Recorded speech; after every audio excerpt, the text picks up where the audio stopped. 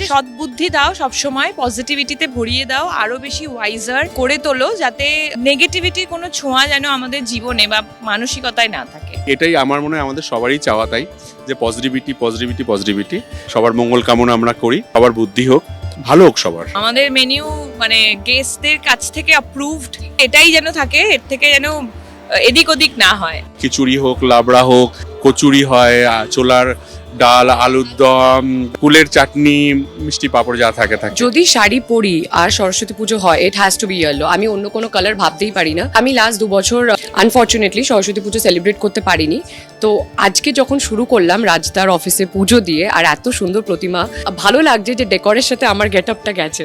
এই যে দিনটায় হলুদ শাড়ি পরে বেরোবো, ছেলেরা দেখবে, এটা তো একটা আলাদা মজা। It's Bengali Valentine's, come on. Khichuri has to be there, luchi has to be there, payesh has to be there. এইগুলো ছাড়া আমার মনে হয় না বাঙালিদের সরস্বতী পুজো কমপ্লিট। সরস্বতী পুজো স্পেশাল ভোগ কি মনে পড়ে? খিচুড়ি অবশ্যই। ছোটবেলায় একটা নিয়ম আমাদের ছিল যে সরস্বতী পুজোটাকে কুল খেতে নেই, সেটা একটা স্পেসিফিক্যালি ফর সরস্বতী পুজো। কিছু কিছু জিনিস আছে যেটা বিশ্বাস সংস্কার এর থেকেও বেশি এটা অভ্যেসের মতো, তো এটাও ওই রকম হয়ে গেছে। সরস্বতীর কাছে কি চাইলে? বোধ।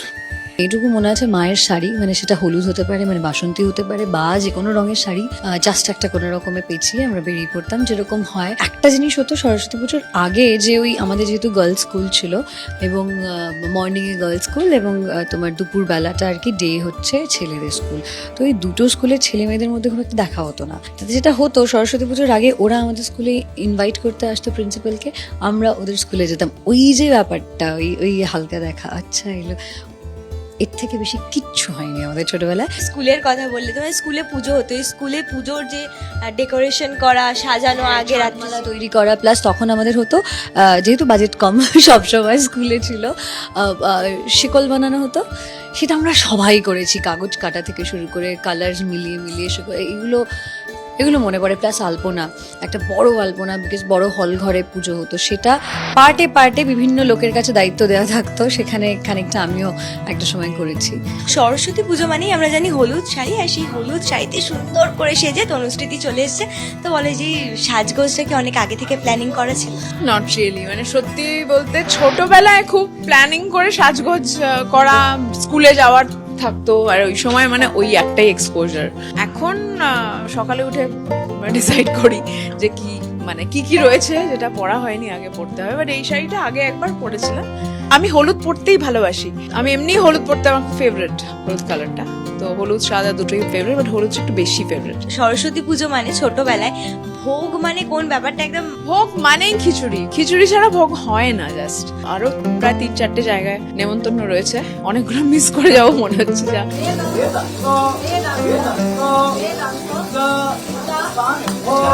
বসন্ত পঞ্চমীতে বাসন্তী সাজে এই মুহূর্তে বাগদেবীর আরাধনা করছে অপরাজিতা আর্ধ। প্রথমে জিজ্ঞেস করব, মাথায় একদম গাঁদা ফুল, হলুদ রঙের, পরনে বাসন্তী শাড়ি, মায়ের জন্য আরাধনা, আজকে কি ভোগের আয়োজন? মাথায় গাঁদা ফুলটা আমার নাচের স্কুলে যে ছেলেটি যে আমাদের সাজায় সে লাগিয়ে দিয়েছে, ও দারুণ নাচে অফিসে। আর এই হলুদ শাড়িটি আমার বন্ধু আমাকে গিফট করেছে স্পেশালি সরস্বতী পুজোর জন্য।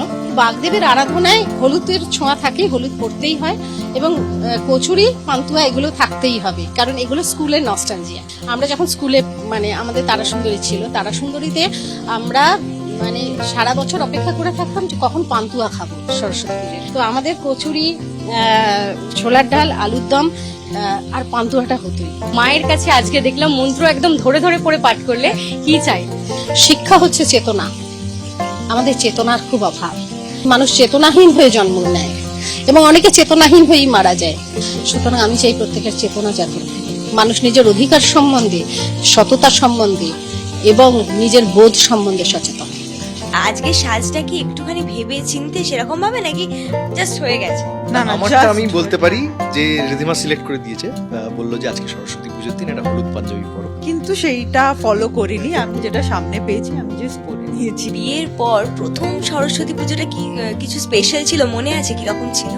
বিয়ের পরে প্রথম সরস্বতী পুজোটা স্পেশাল ছিল কারণ আমরা বিয়ের পরে আমাদের নতুন বাড়িতে শিফট করি, এবং 2017 এবং 2018 যে পুজোটা সেইটা প্রথম। আমরা অ্যাকচুয়ালি বাড়িতে সেইভাবে আমরা পুজো করি না, আমার বাবা মার বাড়িতে পুজো হয়। আমাদের এই বাড়িতে শিফট করার পরে প্রথম সরস্বতী পুজো, সেটা আমরা এইখানেই সেলিব্রেট করেছি। পেরেছি। সেই পুজোটা একটু ডেফিনেটলি অন্যরকম ছিল, কারণ প্রথম সরস্বতী পুজো অ্যাজ হাজব্যান্ড ওয়াইফ। সরস্বতী পুজোটা তোমার জন্য কতটা স্পেশাল? বিয়ের পর এটা সেকেন্ড সরস্বতী পুজো। সরস্বতী পুজো অলওয়েজ খুব স্পেশাল আমাদের সবার কাছে। আর এই শাড়িটা আমার কাছে খুব স্পেশাল কারণ এটা গায়ে হলুদের শাড়ি আমার।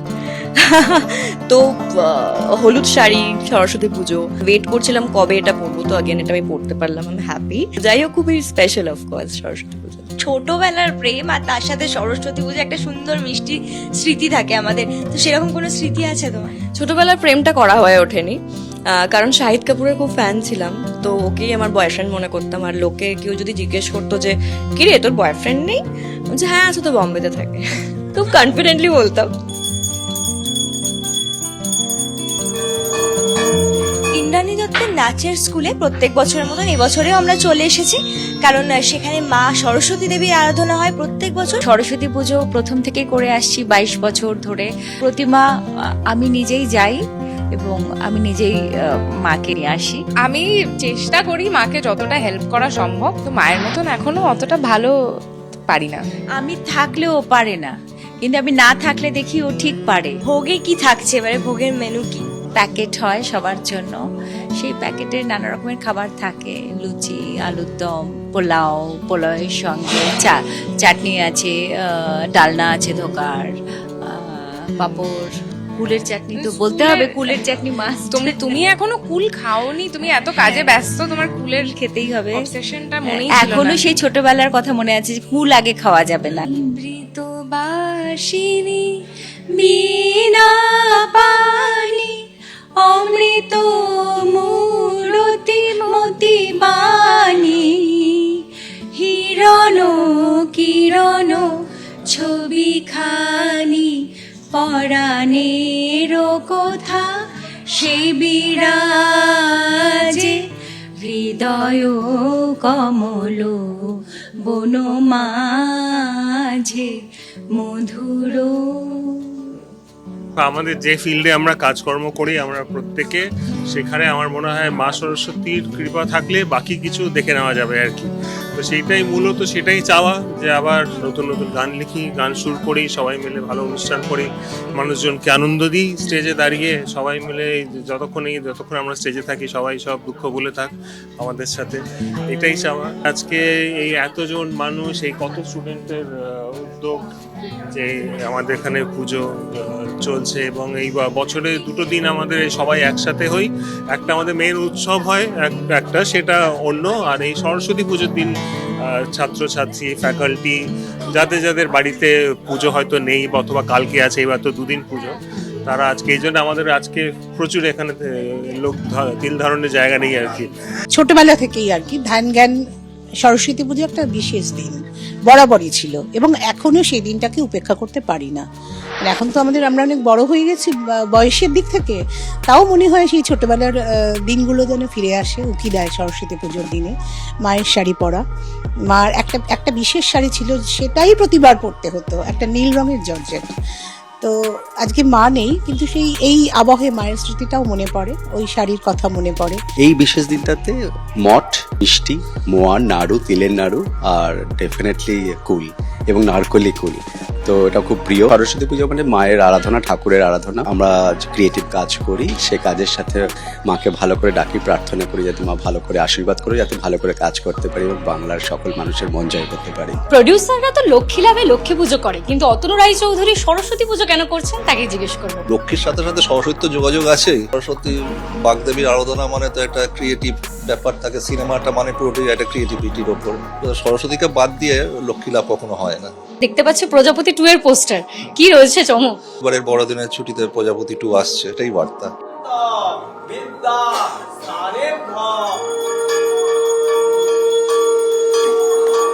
প্রত্যেক বছর যা হয় আর কি, মানে সেই রকম ভাবেই পুজো করার চেষ্টা করি। আর নিজেই আমি পুজো করি, নিজেই সরস্বতী দেবীর যেই পাঁচালি রয়েছে, যে ব্রত কথা রয়েছে, সেটা পড়ে নিজেই পুজো দেওয়া এবং বাড়ির সবাইকে নিয়ে অঞ্জলি দেওয়া। আমি তো হেল্পার, বাকি বাড়ির প্রত্যেকটা মেম্বার হচ্ছে হেল্পার। যখন মিমি পুজো করবে বা মিমি যখন রান্না করবে, তো পুজোর আয়োজন বাড়ির সবাই মিলে করেছে, সবার মাথা মিলিয়ে একদম পুরো এই ডেকোরেশনটা করা হয়েছে, যাতে মিমি একটু শান্তিতে পুজোটা করতে পারে। আমারও পরানো যাহা চাই তুমি তাই গো আমারও পরানো যাহা চাই। আমি দুর্গাপুজো নিয়েও এতটা চিন্তা করি না, আমি সরস্বতী পুজো নিয়ে বেশি প্ল্যান করি। এবং পূর্ণিমা এসছে, হেয়ার স্টাইল এক একবার এক এক রকম হবে, মানে যাতে একটু সুন্দর লাগে এই আর কি। এই যে শাড়ি পাঞ্জাবি ম্যাচ করে পরা, সরস্বতী পুজোয় তোমাদের দুজনের বিশেষ একটা স্মৃতি। বিশেষ একটা স্মৃতি আই গেস প্রথম সরস্বতী পুজো যেটা আমরা একসঙ্গে কাটিয়েছি, মানে ওকে আমার বাড়িতে আসতে বলা হয়েছিল এবং ও আমার মা বাবার সঙ্গে দেখা করেছিল, একসাথে অনেকটা সময় ছিলাম, পুজো হয়েছে। সো ওইটা খুব ভালো লেগেছিল এবং কোথাও না কোথাও ওকে আমরা ফ্যামিলির মধ্যে ইনভলভ করতে পেরেছি ওই পুজোটার মাধ্যমে, তো ওইটা খুব স্পেশাল ছিল। ও বসে ফল কাটছে, আমি চন্দন বাটছি, একসাথে মিলেমিশে থাকা, পুজোর জন্য প্রিপারেশন নেওয়া, এগুলোই স্মৃতি।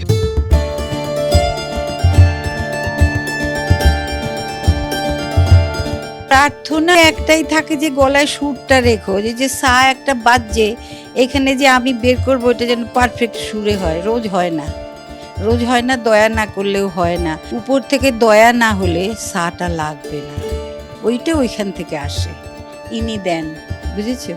সেটা আমি মনে প্রাণে বিশ্বাস করি। আজকে দিনে কোনো কাজ থাকে না, আজকে দিনে ছুটি, মানে সবটাই ছুটি ছুটি ছুটি ছুটি এরকম ব্যাপার। সিরিয়াল নিয়ে খ্যাত অনুরাগের ছোঁয়া, নিজের জীবনে অনুরাগের ছোঁয়া রয়েছে? না, এখন অব্দি তো না। আর সরস্বতী পুজোর প্রেমটা বেশ পপুলার বলা যেতে পারে, ভীষণ ওভার রেটেড, সেটা কি হয়? হ্যাঁ, অন্যের কাছে হয়তো পপুলার, বাট আমার কাছে এখন অব্দি হয়ে ওঠেনি, বাট আই হোপ খুব তাড়াতাড়ি হয়ে উঠুক। সবাই চাই প্রেম করতে, তো আমিও চাই।